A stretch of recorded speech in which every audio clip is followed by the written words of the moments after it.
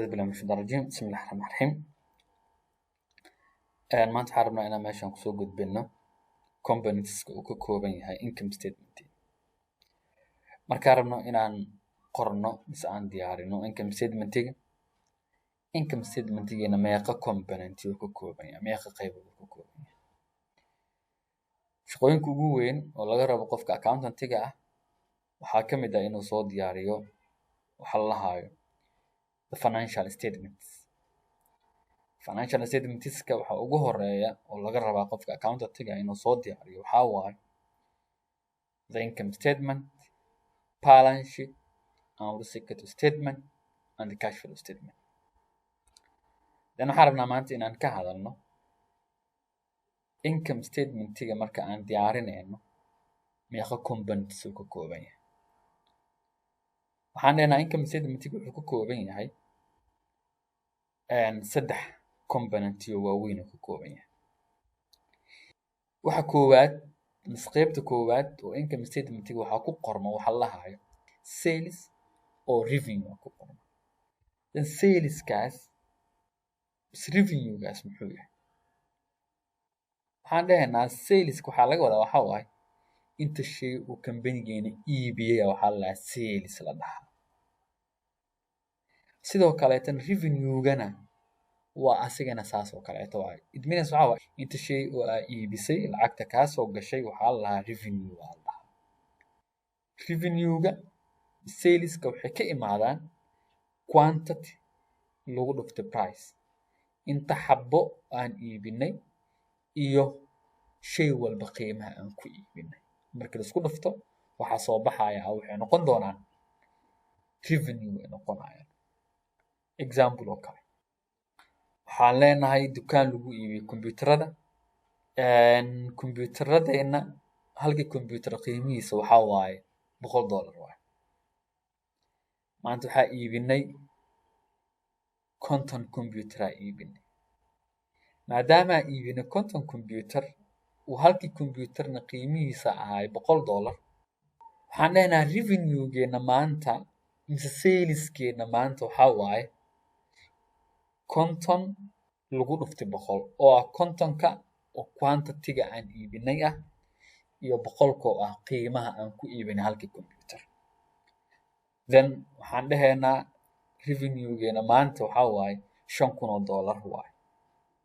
Then waxaan dhahaynaa $5,000 waxaa waaye revenue-geena waaye mise saleskeena waa intaan iibinay waaye. Then saleska markaan qorno waxaan ka goyn doonaa saleskaas waxaa la lahayaa the costs or the cost of goods sold. Okay? Costs-ka kaaga baxay waxyaabaha iibinay anaga. The costs-ka maxaa laga wadaa?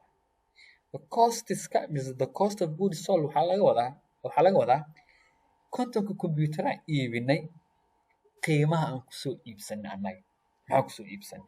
Because of computerka markaa iibinaysid adiga kombiyuutaradaas xagee ka keentay? Waa soo iibsatay sooma? Lacagta aad kusoo iibsatay kombiyuutaradaas adiga waxay kuu noqonayaan costs ay kugu noqonayaan. Okay? Aan dhahno costs-ka waxaan dhahaynaa halkii kombiyuutar anaga waxaan kusoo iibsanay $30 aan kusoo iibsanay. The costs-ka alaabahan iibinay costs-kooda halkii kombiyuutar waxaa waaye waxaan dhahaynaa $30 waaye.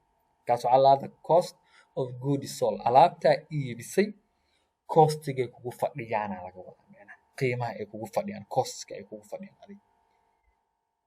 Haddaan dhahno halkii shay mise halkii kombiyuutar aan iibinay wuxuu noogu fadhiyaa $30 then meeqa kombiyuutar aan anaga soo iibsanay?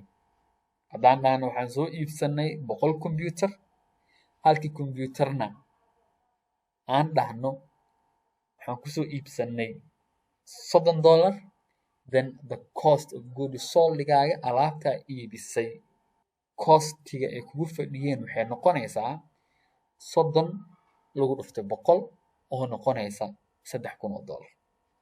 Kaasna waxaa waa component-ga xiga uu ka kooban yahay income statement-ga.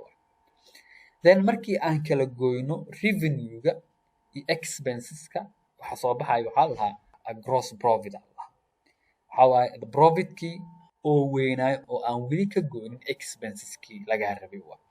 then the gross profit kaas markaa haysatid waxaa kasii goyn doontaa wax la lahayo expenses wax la lahayo expenseska waxay noqonayaan kharashaadkan ku galnay si aan u iibino kombiyuutaradaas waay qarash walbaan ku galnay si aan u iibino kombiyuutaradaas si aan u sameyno revenuegaas wuxuu noqonaa expense noqonaa because of markaa rabtid inaad revenue soo saartid qarashaadaa la galaa marka qarash walbaan ku galnay inaan soo saarno revenuegaas wuxuu noqon doonaa expense noqon doonaa maxaa ka mid ah marka expense waxaa ka mid ah waxa la lahayo salary expense shaqaalaha kuu jooga mushaar ay qaadanayaan mushaarkay qaadanayaan waxaa la lahaa salary expense lacagta aan siinayno shaqaalahaas expense waaye because waxaan ku galnay lacagtaas si aan u iibino kombiyuutaradaas waaye expense u noqon sidoo kaleeto expenses waxaa ka mid ah utility expense utility expenses waxaa laga wadaa waxaa waaye haddaadan xafiiskaaga mise dukaankaaga hadduusan lahayn koronto lahayn wax ma iibin lahayd adi waa maya because waxaa u baahan tahay koronto biyo something aad ku shaqaysid aad rabta marka lacagaha lagu bixinayo korontadaas iyo biyahaas waxaas oo dhan waxay noqonayaan utility expense noqonayaan because waxaa waaye qarashaad lagu galay si aan u iibino kombiyuutaradaas oo expense noqonaya sidoo kale expense waxaa ka mid ah rent expense ka mid ah marka waxaa waaye markii aan revenue-ga ku goyno costs-ka mise cost of goods sold waxa soo baxayo waxaa la lahaa gross profit Allah then waxaa ka goyn doonaa qarashaadkan ku galnay si aan u iibino kombiyuutaradaas oo la dhahayo expense markaa ka goyno expense-yadaas waxaa kuu soo bixi doonaa waxaa la lahaa earning before interest and tax earning before interest and tax waxaa waaye earningkaaga mise income-kaaga oo aadan weli ka bixinin interestigii oo ah deymaha soo qaadatay interestigooda iyo canshuurtii lagaa rabay aadan ka bixinin then markii aad iska bixisid haddaad deyn soo qaadatay interestigii lagugu lahay haddaad bixisid iyo canshuurihii lagaa rabay oo dowladda kaa rabtay haddaad iska bixisid waxaa kuu soo hari doono waxaa la dhahaa net income la dhahaa income-ka pure-ka ah oo adiga aad leedahay markaan rabno inaan sameyno income statement-ga wuxuu ka kooban yahay saddexdaas component ka kooban yahay revenue costs and expense ka kooban yahay nothing more than that mar walba oo aad rabtid inaad income statement diyaarisid kaliya waxaa lagaa rabaa inaad iska fiirisid saddexdaas shay lagaa rabaa revenue ma haysataa sales ma haysataa yes okay qaybta xigta waxaa lagaa rabaa inaad costs-kaaga inaad taqaanid lagaa rabaa qaybta xigta waxaa la expenses-kaaga inaad taqaanid lagaa rabaa asalaamu calaykum waraxmatullahi wabarakaatu